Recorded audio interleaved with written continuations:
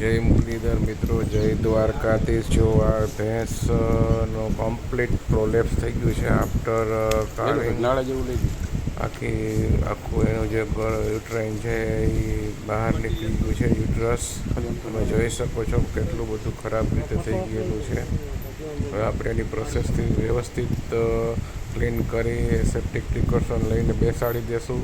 તમે જોઈ શકો છો આ ભેંસને આપણે ટ્રીટમેન્ટ આપી, બેસાડી દીધું વ્યવસ્થિત અત્યારે, અને એને proper antibiotic, anti inflammatory, calcium વગેરે ટ્રીટમેન્ટ આપેલી છે. અને જો તરત જ ભેંસ ઊભી થઈ ગઈ છે વ્યવસ્થિત થઈને.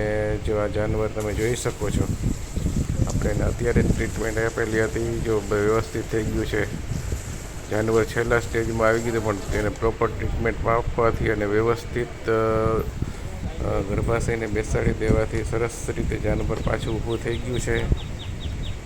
તો પ્રોપર કેર અને ટ્રીટમેન્ટ લેવામાં આવે તો કોઈ પણ પ્રકારનો વાંધો આવતો નથી. ખોટા ધક્કાધુક્કી કરવાથી આમાં જાનવર બગડી જતું હોય છે. કઈ બેન તમે જોઈ શકો છો આ ફર્સ્ટ લેક્ટેશનનું એનિમલ છે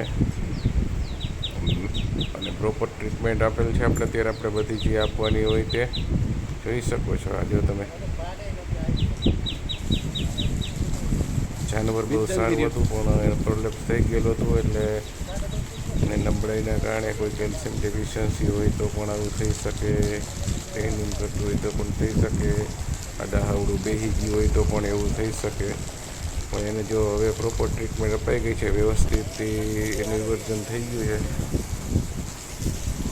વ્યવસ્થિત પ્રોલેપ્સ અંદર બધું જવા દીધું છે. જય મુરલીધર, જય દ્વારકાધીશ.